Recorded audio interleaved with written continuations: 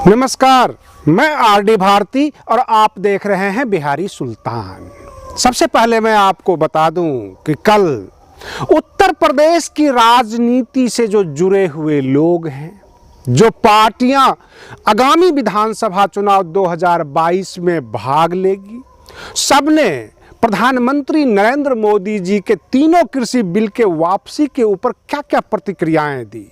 लेकिन उससे पहले मैं तमाम लोगों से एक अपील कर रहा हूं, आग्रह कर रहा हूं। गांव-गांव पूर्वांचल का बॉर्डर इलाका और आम मतदाता से रुझान जानने के लिए मुझे घूमना पड़ रहा है। अगर आप सब हमारे इस चैनल को थोड़ा बहुत अगर आर्थिक सहयोग दे दें तो हमें आसानी हो जाएगी। यही सबसे बड़ी गुजारिश है, क्योंकि आप हमें सहयोग करें, हमारा रास्ता आसान होगा। चारों तरफ की जो रुझान आ रही है, जो गरीब जनता, मजदूर वर्ग, किसान, जो बिल्कुल जमीन से जुड़े हुए लोग हैं, सबकी रुझान बसपा की तरफ है। लेकिन कल अचानक राजनीतिक भूचाल आया, तीनों कृषि बिल वापसी हुई और उसके ऊपर बहुजन समाज पार्टी की राष्ट्रीय अध्यक्ष बहन मायावती जी ने जो अपनी प्रेस विज्ञप्ति जारी की, जो उन्होंने मांग रखा, उन्होंने कहा, मैं शुरू से ही कह रही थी कि तीनों कृषि बिल वापसी हो। अगर शुरू में हो जाते तो इतने झगड़े झंझट नहीं होते। 700 किसानों ने अपनी शहादत दी, उनके परिवारों के एक सदस्य को कम से कम सरकारी नौकरी मिल जाए और उनको कुछ मुआवजा मिल जाए, यह हम वर्तमान में केंद्र सरकार से मांग रखते हैं। बसपा की यह मांग है और बसपा हमेशा किसानों के साथ खड़ी है। बहुजन समाज पार्टी की राष्ट्रीय अध्यक्ष बहन मायावती जी ने कई बार ट्वीट के माध्यम से, प्रेस विज्ञप्ति के माध्यम से तीनों कृषि बिल को वापसी की मांग करती रही। और कल जब प्रधानमंत्री नरेंद्र मोदी जी ने ये कहा कि शायद मेरी तपस्या में ही कोई कमी रह गई और कुछ लोगों को हम समझा नहीं पाए, लेकिन आम जनता यह कह रही है कि कुछ लोगों को नहीं, करीब करीब सभी किसानों को वो समझा नहीं पाए और समझने वाली ऐसी कोई बात भी नहीं थी, क्योंकि तीनों कृषि बिल किसानों के खिलाफ था, जो उन्होंने वापसी लिया। अब रही बात ये, जो इससे नुकसान हुए उस नुकसान की भरपाई भी होनी चाहिए। बहन मायावती जी ने यह भी मांग रख दी, केवल कृषि बिल ही वापसी ना हो, कम से कम एमएसपी, जो मिनिमम सपोर्ट प्राइस यानी न्यूनतम समर्थन मूल्य जो है, किसानों को मिलना चाहिए। आपको मैं देसी भाषा में समझा देता हूं कि न्यूनतम समर्थन मूल्य क्या है।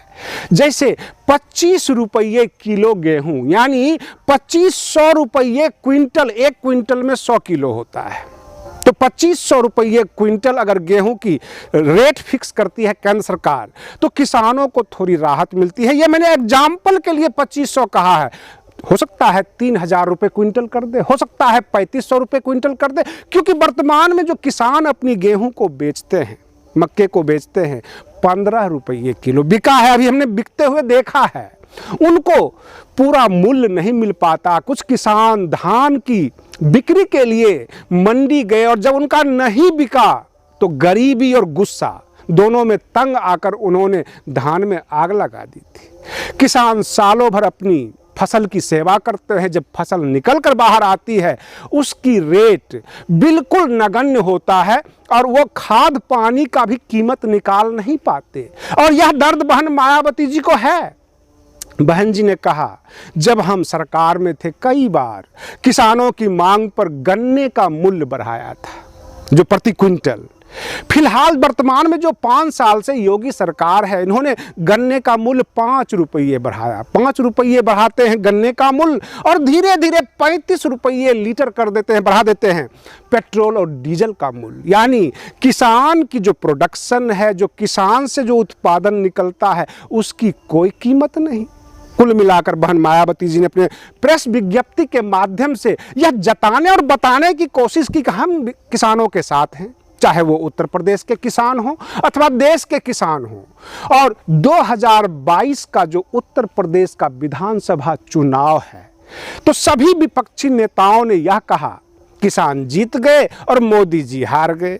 कुल मिलाकर ये कहने को आ रहा है कि सामने 2022 का उत्तर प्रदेश का चुनाव है अब अन्नदाता बन चुके हैं मतदाता, और ये मतदाता से डरे हैं, अन्नदाता से नहीं। कुल मिलाकर वोट चाहिए। और भाजपा ने ऐन वक्त पर आकर अगर ये तीनों कृषि बिल वापस लिया है तो इसको हम वापसी नहीं कहेंगे, ये एमएसपी दे दें। और बहुत सारे मुद्दे हैं उत्तर प्रदेश में, केवल किसान ही मुद्दा नहीं है।